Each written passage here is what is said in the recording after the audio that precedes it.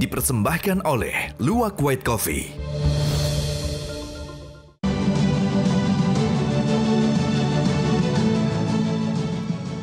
Temu lagi di Hot Room, Ibu Mira Sumirat yang adalah mewakili kepentingan buruh. Siap. Happy dong, senang dong. Di Jakarta ya. 4,9 juta upah minimum, di Bekasi 5,1 juta, Kerawang 5,1 juta. Jadi ini bukan soal happy atau tidak happy, Bang. Ya. Tetapi ini sebuah keharusan, memang seharusnya bukan kenaikan sih, penyesuaian. Ketika kami melihat angka-angka itu bukan kenaikan, penyesuaian. Saya menarik apa yang disampaikan oleh Pak Darwoto ya. Bahwasannya tidak setuju dengan Permenaker. Kami buruh juga nggak setuju kok tentang keberadaan PP 36 tahun 2021. Toh tetap jalan terus PP 36 itu dijadikan untuk perhitungan UMP 2020, 2021, 2022. Nggak ada persoalan. Kami menolak keberadaan PP 36. Sekarang pengusaha bilang Permenaker kami tolak, silakan saja, tetapi harus dilakukan dong, harus dilaksanakan, harus dieksekusi. Jadi buruh sudah terima ini? Insya Allah kami terima, tetapi tidak minta nambah lagi?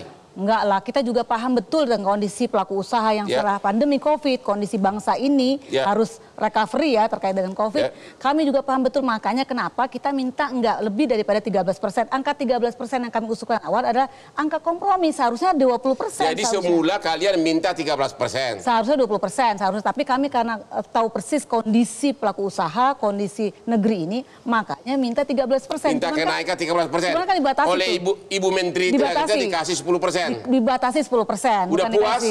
Kita ini meminta berdasarkan data. Kami melakukan survei pasar juga loh di organisasi kami.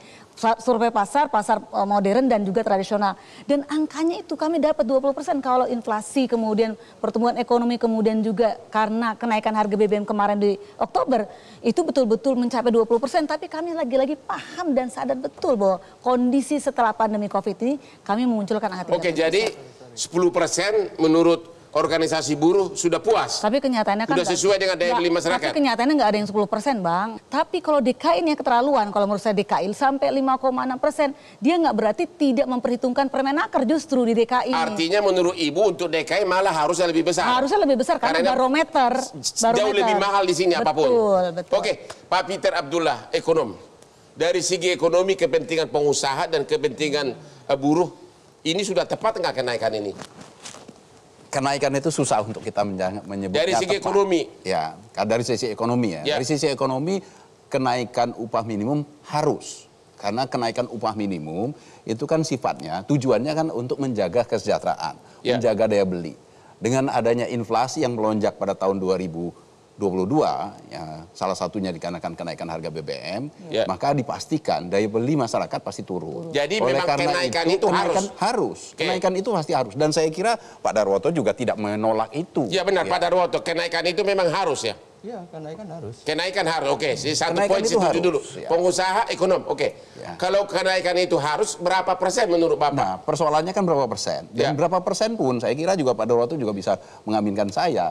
Bukan masalah berapa persennya, persoalannya adalah bagaimana proses mencapai kata sepakat untuk berapa persennya. Nah, karena inilah yang sebenarnya, proses inilah yang sebenarnya saya kira yang kita mengalami kemunduran. Tapi kan susah meminta pendapat dari berbagai orang, kan susah menyatukan satu pendapat. Bisa saya perkuat, Bang. Tapi memang harus begitu, makanya posisinya ya lembaga tripartit itu harus dihidupkan karena posisinya adalah menengahi kedua belah pihak yang sangat sulit untuk mencapai kata sepakat. Ya, kepentingan buruh dan kepentingan pengusaha itu tidak akan pernah, seperti Mbak Irma tadi, nggak akan pernah cocok. Kalau begitu gini aja deh, pada akhirnya kan ke angka juga. Menurut Bapak sebagai ekonom, setuju nggak dengan Permen nomor 18, 10% kenaikan maksimum? Setuju atau tidak? Saya setuju. Karena angkanya, kenapa saya setuju? Kalau angka karena angkanya itu tidak menyebutkan berapa. Maksimum 10%. Jadi berarti ini diserahkan kepada kondisi pada masing-masing daerah kota. Ya, untuk kota-kota atau daerah-daerah yang mengalami kondisinya memang memerlukan untuk kenaikan yang lebih tinggi, bisa lebih tinggi. Tetapi saya juga setuju dengan Pak Darwoto, prosesnya, ya, proses untuk mencapai angka pada masing-masing daerah kota itu seharusnya melibatkan kedua belah pihak. Ini kan hanya upah minimum provinsi maksimum 10%. Kalau untuk kota ada nggak batasannya, Ibu Mira? Ya, kalau untuk kota. Ya, kalau untuk kota nggak ada atasan, nggak ada. Tapi gini, saya mau memperkuat Pak Peter ya. Jadi gini, Pak Peter, ketika Permenaker yang dimunculkan, itu tadi fungsi Dewan Pengupahan tuh lebih aktif tuh. Sebelumnya PP 36 tuh ditidurkan, Dewan Pengupahan tuh ada 3 unsur, pekerja, pengusaha, dan pemerintah. Gara-gara PP 36 2021, ini yang namanya Dewan Pengupahan tidur, mati suri. Nah, tetapi karena Permenaker, tadi Pak Peter sampaikan, ini menjadi lebih aktif. Kalau makanya gitu, mereka lebih tahu. Saya mau tanya kepada Ibu Indah. Ibu Indah, peraturan Menteri Tenaga Kerja kan hanya upah minimum provinsi maksimum 10% naik. Bagaimana dengan upah minimum kota kalau pimpinan daerah tidak mau menaikkan sama sekali? Ya, nggak apa-apa, bisa pakai upah minimum provinsi, Pak Hotman. Saya ingin mengulang ya, tadi betul saya ingin menyambung juga yang Bu Mira sampaikan. Ada Dewan Pengupahan Nasional. Jadi tadi pertanyaan Pak Hotman di awal kepada saya, apakah sudah dibicarakan kepada pengusaha, Apindo. Jadi ada perwakilan Apindo yang duduk dalam Dewan Pengupahan Nasional. Saya Ketua Dewan Pengupahan Nasional. Di anggota saya ada perwakilan Serikat Pekerja, perwakilan pengusaha.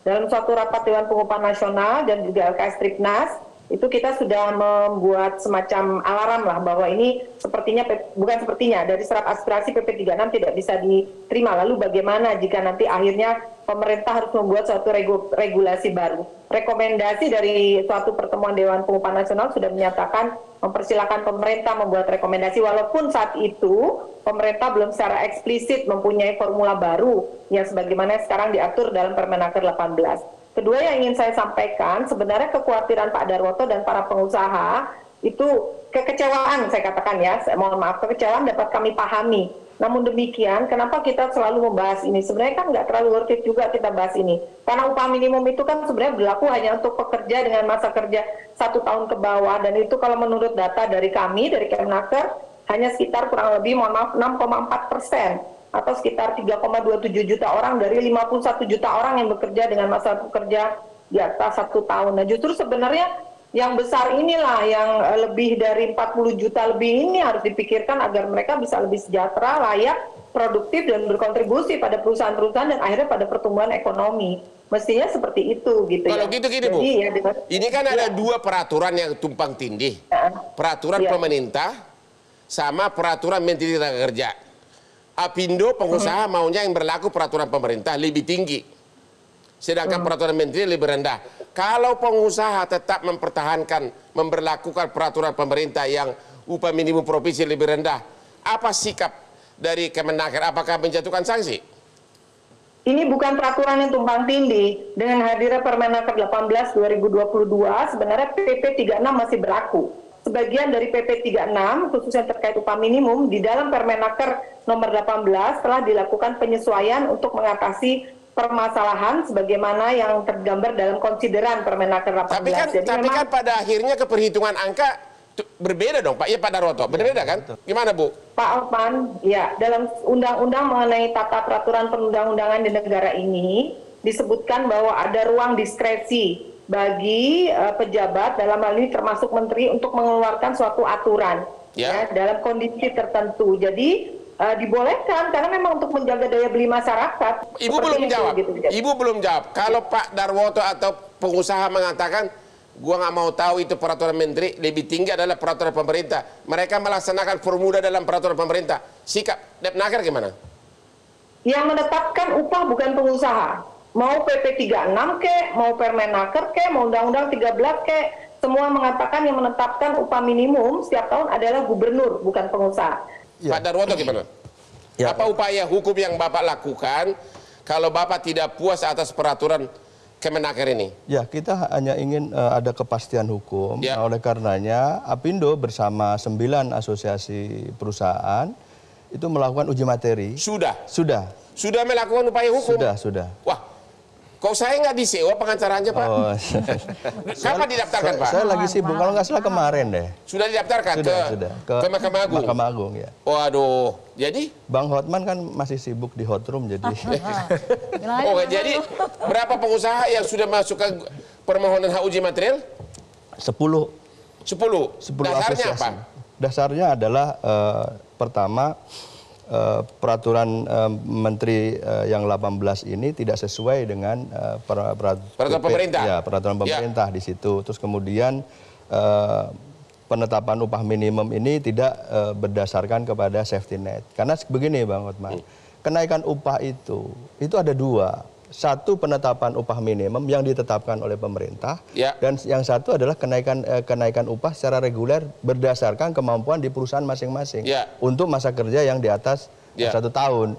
Nah ini mekanisme ini kan sudah berjalan gitu loh. Nah ketika upah minimum ini naiknya seperti yang sekarang, otomatis ini kan menjadi upah sundulannya besar. Benar. Ya kan? Itu kan yang yang selalu menjadi perdebatan di tingkat perusahaan. Oke, jadi intinya upaya hukum tindakan hukum sudah dimulai oleh para pengusaha. Ya. Kita tunggu hasilnya. Kita istirahat dulu setelah yang berikut ini.